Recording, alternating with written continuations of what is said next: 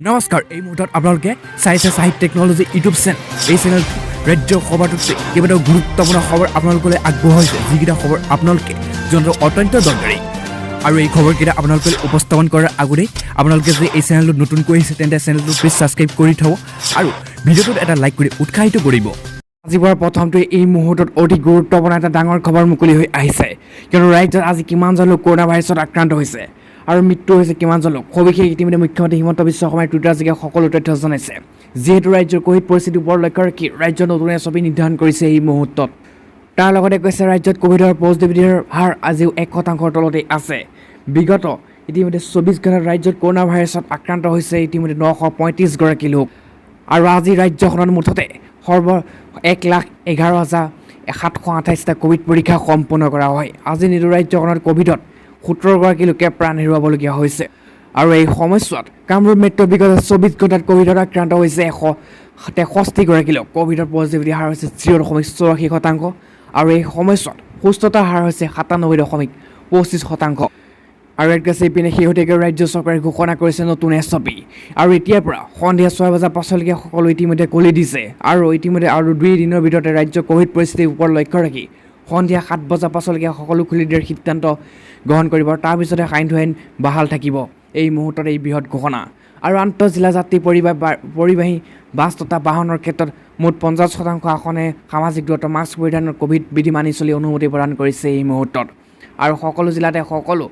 Restaurant hotel restaurant dhaba ব্যৱসায়িক বাণিজ্য প্ৰতিষ্ঠান বিক্ৰী কেন্দ্ৰ শ্ব'ৰুম গেলামালৰ দোকান ফল মূল শাক পাচলিৰ দোকান খোলাৰ অনুমতি প্ৰদান কৰিছে ইয়াৰ পাছত এই মুহূৰ্তত আন এটা ডাঙৰ খবৰ কিয়নো ইতিমধ্যে ইয়াত বৃহৎ কথা উল্লেখ কৰিছে যে 10 কোটি টকাৰ প্ৰসংগত পুনৰ সৰব হৈছে ডিঙৰ বিধায়ক আমিনুল ইছলাম অখিল গগৈয়ে অসাংবিধানিক শব্দ ব্যৱহাৰ কৰিছে মুখ জোকাই নল'ব নহ'লে সকলো তথ্য ফাদিল কৰিম বুলি এই মুহূৰ্তত সকীয়নি দিছে অখিল গগৈ কিয়নো অখিল গগৈয়ে যে 10 কোটি টকা বিচাৰিছিল সেই সকলো তথ্য আছে হেনো ADFৰ বিধায়ক আমিনুল ইছলামৰ হাতত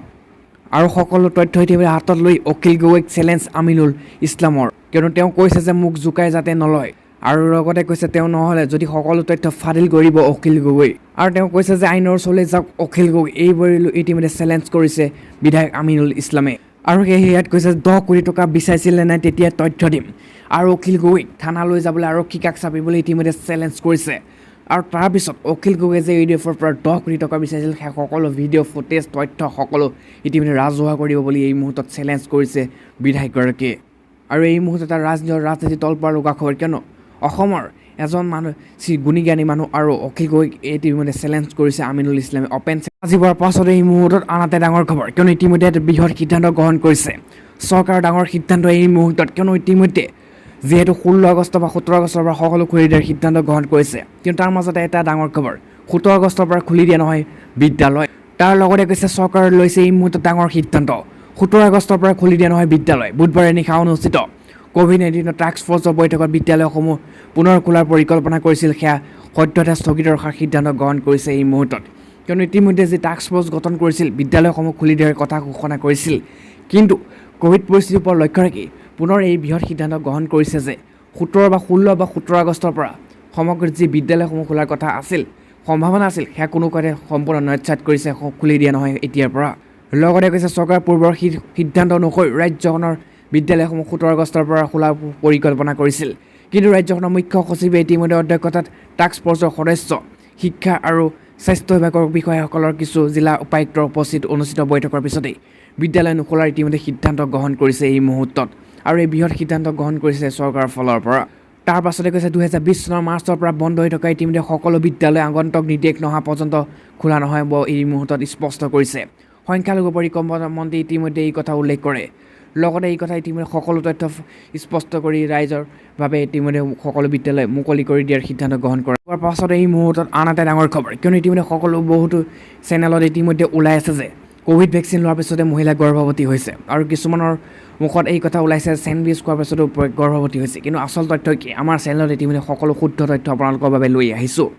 আৰু ইয়াত কৈছে চেণ্ডউইচ খোৱাৰ বাবেই গৰ্ভৱতী হ'ল নেকি এগৰাকী মহিলা কিন্তু কিছুমানে যে কৈ আছে ইতিমধ্যে কোভিড ভেকচিন লোৱাৰ ফলতো হৈছে গৰ্ভৱতী আৰু ইয়াত কৈছে চেণ্ডউইচ খোৱাৰ পিছতে প্ৰেগনেঞ্চি টেষ্ট কৰিব ধৰা পৰিল মহিলাগৰাকী গৰ্ভৱতী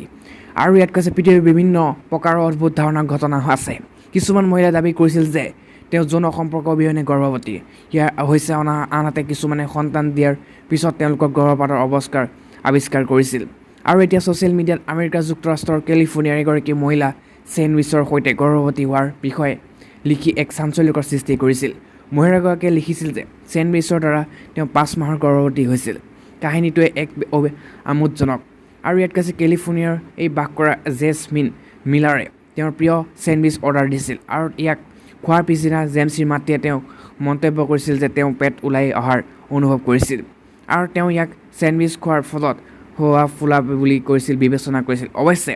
জেছমিনে হাঁহিছিল আৰু কৈছিল যে চেণ্ডউইচ খোৱাটোৱে তাইক গৰ্ভৱতী কৰি তুলিছিল আৰু গৰ্ভধাৰণৰ কিটৰ সৈতে নিজকে পৰীক্ষা কৰা আৰম্ভ কৰিছিল। পৰীক্ষাৰ পিছত জেছমিন আৰু তাইৰ মাক হতাবাক হৈছিল কিয়নো 5 মাহৰ গৰ্ভৱতী হ'ল এইগৰাকী মহিলা। সেয়েহে ইয়াত কৈছে যেতিয়া জেছমিনে চেণ্ডউইচ খোৱাৰ বাবে পেট ফুলা দেখিলে আৰু ধেমেলীয়াকৈ গৰ্ভধাৰণৰ বাবে পৰীক্ষা কৰিছিল, তাই দেখিছিল যে তাই গৰ্ভৱতী আছিল। 24 বছৰীয়া জেছমিনৰ গৰ্ভধাৰণৰ বিষয়ে আগতে কোনো ধাৰণা নাছিল। চেণ্ডউইচ খাই ঘৰলৈ অহাৰ পিছত মাকে তেওঁৰ গৰ্ভধাৰণৰ বিষয়ে কৌতুক কৰিছিল, কিন্তু সেই কৌতুক সঁচা হ'ল। পৰীক্ষাৰ ফলাফল দেখাৰ লগে লগে জেছমিনৰ অৱস্থাৰ অৱনতি ঘটিছিল আৰু তেওঁ 5 মাহৰ গৰ্ভৱতী হৈ পৰিল। আজি পোৱাৰ পাছতে এই মুহূৰ্তৰ আন এটা ডাঙৰ খবৰ, কিয়নো ইতিমধ্যে বিনামূলীয়াকৈ চৰকাৰে এই আঁচনিৰ সুবিধা লওক আৰু লগতে কৈছে 5 লাখ টকাকৈ আপোনাৰ পৰিয়ালে লাভ কৰিব এই সুবিধা। জানক কেনেকৈ আঁচনি সুবিধা লাভ কৰিবলৈ আপুনি সক্ষম হ'ব। সেয়েহে ইয়াত কৈছে যে কেন্দ্ৰীয় চৰকাৰৰ দ্বাৰা কেইবাটাও আঁচনি পৰিচালনা কৰা হৈছে, যাৰ ভিতৰত হৈছে আয়ুষ্মান ভাৰত যোজনা। আৰু ইয়াত কৈছে আয়ুষ্মান ভাৰত যোজনা মোদী গভ দেশৰ দৰিদ্ৰ পৰিয়ালৰ লোকক বিনামূলীয়া আৰু উন্নত চিকিৎসা প্ৰদান কৰাৰ বাবে আয়ুষ্মান ভাৰত যোজনা প্ৰধানমন্ত্ৰী জন যোজনা PMJY আৰম্ভ কৰিছে।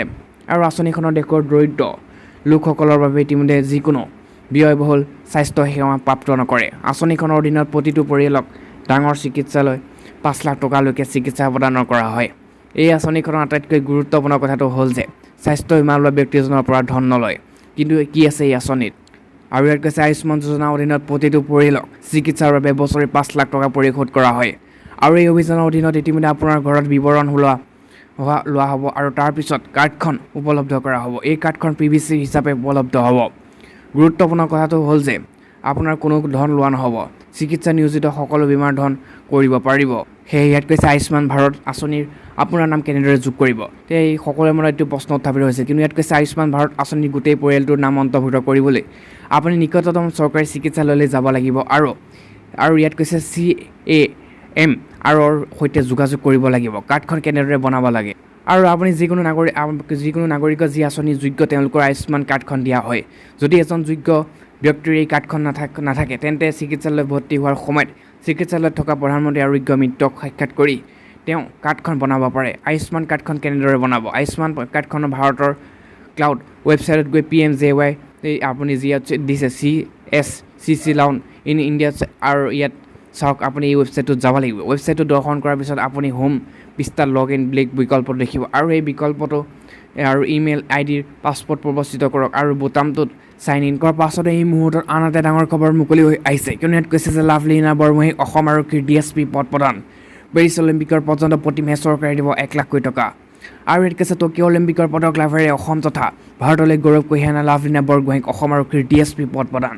পেৰিছ অলিম্পিকত পৰ্যন্ত প্ৰতি মাহে লাভলীনা বৰগোহাঞিক চৰকাৰে দিব 1 লাখ টকা। এই ঘোষণা মুখ্যমন্ত্ৰী হিমন্ত বিশ্ব শৰ্মাৰ।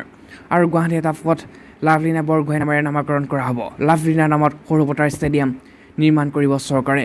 আৰু লগতে কৈছে যে লাভলীনা বৰগোহাঞি 4গৰাকী প্ৰশিক্ষক 10 লাখ টকা প্ৰদান কৰিব অসম চৰকাৰে। লগতে আজি গুৱাহাটীলৈ অহা লাভলীনা বৰগোহাঞিক ৰাজ্য চৰকাৰৰ ফালৰ পৰা সম্বৰ্ধনা জ্ঞাপন কৰা হয়। ৰাজ্য চৰকাৰৰ মুখ্যমন্ত্ৰী হিমন্ত বিশ্ব শৰ্মাই লাভলীনা বৰগোহাঞিক প্ৰদান কৰিলে 1 কোটি টকাৰ চেক। এক বৃহৎ কথা মুকলি কৰিছে, কিয়নো 1 কোটি টকাৰ চেক মুকলি কৰিছে আৰু তাৰ লগতে লাভলীনা বৰগোহাঞিক ইতিমধ্যে অসম আৰক্ষীৰ উপ পৰিদৰ্শক অৰ্থাৎ DSP পদত নিযুক্তি দিব বুলি এই মুহূৰ্তত বৃহৎ ঘোষণা কৰিছে। আৰু তেওঁ ইতিমধ্যে আহ্বান প্ৰথম কৰিছিল যে DSP পদত তেওঁ যোগদান কৰিব লাগে। 1 কোটি টকা আৰু ইতিমধ্যে পথ নিৰ্মাণ তেওঁৰ নামত আৰু DSP চাকৰি দিয়াৰ সিদ্ধান্ত অসম চৰকাৰৰ ফালৰ পৰা।